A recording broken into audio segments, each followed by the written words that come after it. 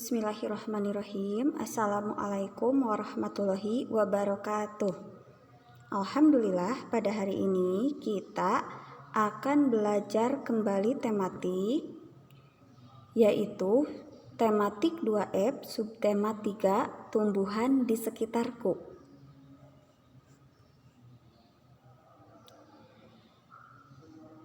Mari kita membaca. Perhatikan penggunaan tanda titiknya. Halaman rumah Nina cukup luas. Ada banyak tumbuhan yang ditanam di sana. Ada pohon jambu, pohon mangga, dan tanaman bunga. Pepohonan membuat halaman rumah Nina terasa sejuk. Nina sering mengajak teman-teman bermain di halaman rumah. Hari Minggu kemarin, Made, Lani, dan Tony datang bermain. Teman-teman senang bermain di halaman rumah Nina. Nah, pada bacaan ini, lihat kalimat yang pertama, halaman rumah Nina cukup luas. H memakai huruf besar karena di awal kalimat.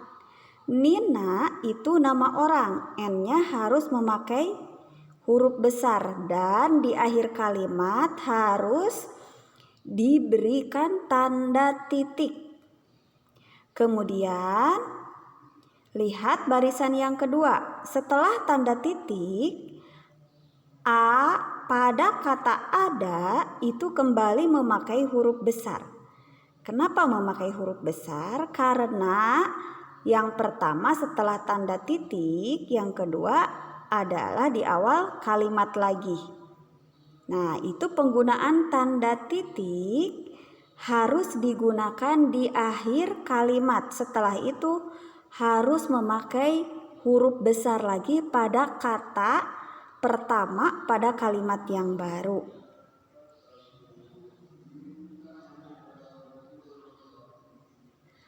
Pada bacaan di atas ada beberapa tanda titik yang kamu temukan, seperti yang tadi sudah Ibu jelaskan juga.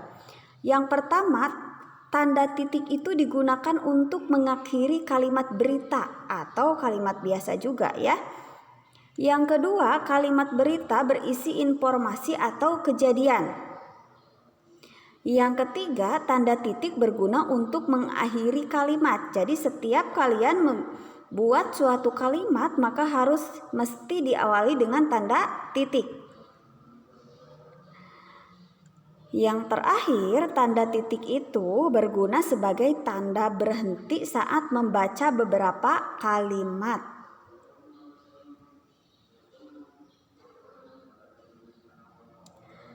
Nah, kita lanjutkan ya membaca ceritanya lagi. Hari ini Tony lupa membawa bekal. Tony terasa lapar. Pada jam istirahat, Tony keluar gerbang sekolah. Ia ingin membeli jajanan di luar sekolah. Ibu guru menegur Tony. Ibu guru mengingatkan Tony tentang aturan pada jam istirahat. Siswa tidak boleh keluar wilayah sekolah. Nah, salah satu aturan di sekolah itu ketika jam istirahat di sini disebutkan bahwa siswa itu tidak boleh keluar wilayah sekolah. Apakah di sekolahmu punya pelaturan ketika jam istirahat? Punya enggak? Pasti punya ya. Apa aturan-aturan tersebut? Yuk kita tulis bersama. Yang pertama, dilarang keluar dari lingkungan sekolah kecuali seizin Bapak Ibu guru. Artinya, kalau kalian mau keluar gerbang, kalian harus meminta izin dulu dari Bapak Ibu guru.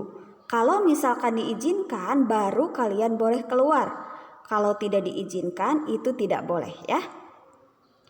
Kedua, setelah makan dan minum, sisa dan bungkus makanan harap buang sampahnya pada tempatnya. Jadi membuang sampah itu harus ke tempatnya. Yang ketiga, cuci tangan sesudah dan sebelum makan. Apalagi pada zaman pandemi seperti ini ya. Yang keempat, dilarang bermain bola atau olahraga lapangan di dalam kelas atau di ruangan lainnya seperti perpustakaan, ruang komputer, dan lain-lain. Jadi kalau mau bermain bola itu harus di lapangan atau kejar-kejaran, tidak boleh di dalam ruangan. Yang kelima, jajanlah makanan sehat di kantin sekolah.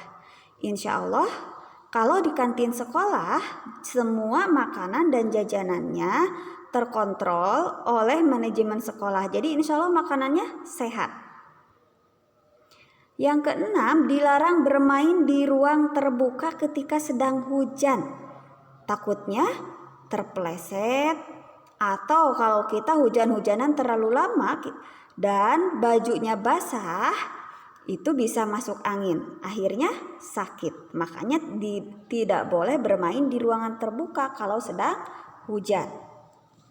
Yang ketujuh, mengembalikan alat permainan yang diambil di tempat semula. Jadi kembalikan lagi ke tempat semula. Di mana kita mengambil, ke situ kita menyimpannya kembali kalau sudah tidak diperlukan. Biar ketika kita butuh lagi, gampang tinggal mengambilnya lagi. Kedelapan, pastikan membersihkan alas kaki sebelum masuk ke dalam kelas. Jangan sampai kakinya kotor langsung masuk ke kelas, karena biasanya di kelas kita juga suka dipakai untuk sholat duha. Jadi kelasnya gak boleh kotor. Mari kita belajar mengubah satuan berat. Nah, sekarang kita belajar matematika ya. Satuan berat itu ditentukan oleh kilogram, hektogram atau ons, dan gram. Yang tentunya ini adalah satuan berat baku. Hektogram, ini gram, ya. Untuk mempermudah kalian, ibu bikinkan tangganya buat kalian. Setiap turun satu tangga, artinya dikali 10. Kalau naik satu tangga, artinya dibagi 10. Atau kalau turun satu tangga, nolnya ditambah 1. Kalau naik satu tangga, nolnya dihilangkan 1 atau dihapus 1. Nah, ini perhatikan tangga satuan berat di samping. Setiap turun satu tangga maka harus dikali 10. Setiap naik satu tangga maka harus dibagi 10. Seperti yang tadi telah dijelaskan.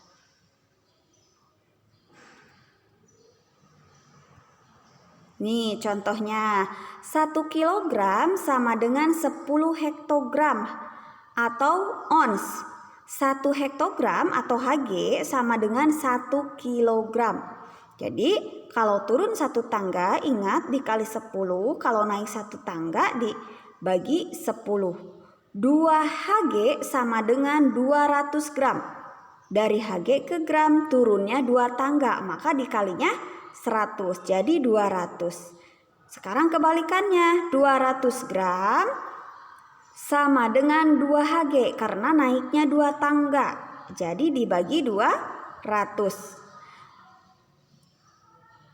Nah, yang ketiga contohnya 3 kilogram sama dengan 3000 gram.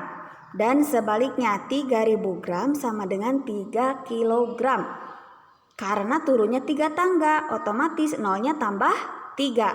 Dan dari gram ke kilo naiknya 3 tangga, maka nolnya harus dihapus 3. Yuk kita berlatih. Agar aman digunakan Nina membuat plasitin sendiri. Jadi agar aman Nina itu membuat plasitin sendiri. Bahan-bahan yang diperlukannya antara lain 20 hektogram atau Hg atau ons ya, tepung terigu, 10 ons garam dapur, 10 sendok makan minyak goreng, dan bahan lainnya yaitu pewarna makanan dan air secukupnya. Berapa kilogram berat campuran terigu dan garam? Berapa kilo ya? Nah, jawab.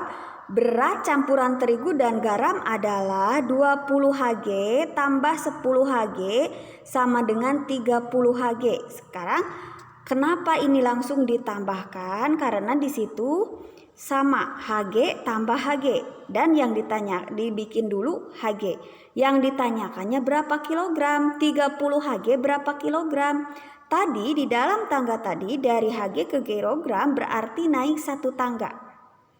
Isinya berarti 30-nya dibagi 10 atau nolnya dihilangkan 1 sama dengan 3 kilogram. Oke, kita lanjut ya. Plastisin yang dibuat Nina tadi digunakan untuk membuat karya 3 dimensi yang berbentuk buah-buahan. Karya 3 dimensi itu cirinya memiliki panjang, lebar, dan tinggi. Adapun ciri lain karya 3 dimensi yaitu dapat dilihat dari berbagai sisi. Karya 3 dimensi dapat dilihat dari sisi depan, belakang, samping, atas, dan juga dapat dilihat dari sisi bawah. Inilah karya hasil Nina. Ini buah-buahan yang terbuat dari plastisin yang tadi bahannya dibuat oleh Nina sendiri. Demi apa coba? Demi keamanan ya. Jadi bahan-bahannya dari bahan-bahan yang aman dan tidak dicampur dengan bahan-bahan yang berbahaya. Nanti kalian boleh dicoba di rumah ya. Pembelajaran tematik kali ini sudah cukup. Ibu ucapkan terima kasih.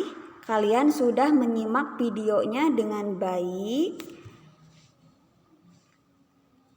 Assalamualaikum warahmatullahi wabarakatuh.